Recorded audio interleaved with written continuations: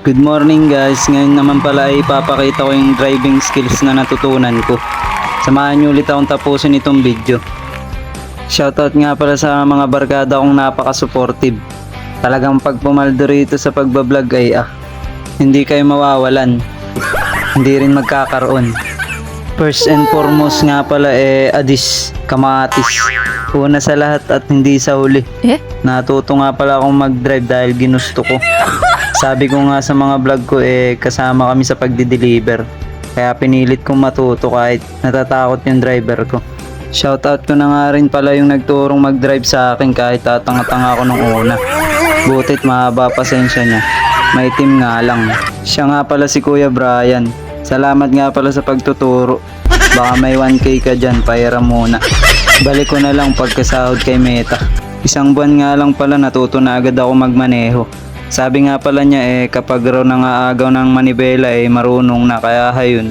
Nagagalit kasi inaagawan ko na pagmamaneho.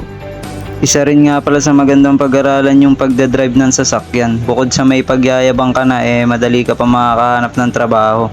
Kung magiging driver siguro ako ng malaking truck, magtataka yung mga enforcer. Baka sabihin nila tumatakbo yung sasakyan ng walang nagmamaneho. Sa pagmamaneho nga pala ay lakasan rin ang loob. Yun din kasi yung sabi ng mga veteranong nagmamaneho. Kaya kung gusto nyong matuto lakasan nyo lang ang loob nyo.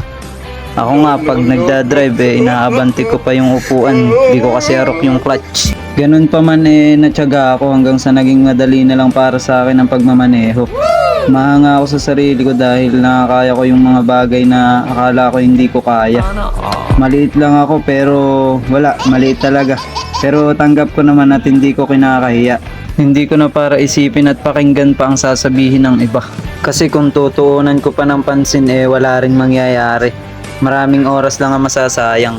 Gugugulin ko na lang yung oras ko sa pagbo-voice over tsaka pag-i-edit ng video. Masyadong malalim na yata yung mga pinagsasasabi ko. Mabalik tayo sa pagmamaneho. Bago nga pala ako matuto kabado ako nung una. Tsaka konting silinyador pinagpapawisan agad. Tapos pag kumadyot namamatayan agad. Yung pinakauna ko nga palang natutunan sa pagdadrive ay yung handbrake. Syempre bago ka magsimula bababa mo muna yung handbrake. Tsaka tatapa ka sa clutch. Yung sunod na natutunan ko yung cambio. Kung paano pagpalit-palitin. Mahirap nga pala sa una pero gaya nga ng sabi ko, kung porsigido at malakas loob mo, kakayanin mo. Kung hindi naman pilitin mo pa rin. Wala namang mawawala kung hindi mo pipilitin Buhay lang naman ang kapalit kapag nagkamali. Malapit na nga pala kami sa aming pupuntahan at patapos na rin yung video. Gusto ko lang sana sabihin na baka pwedeng i-follow, like and share mo naman ang video para sa next vlog. Yun lang, maraming salamat.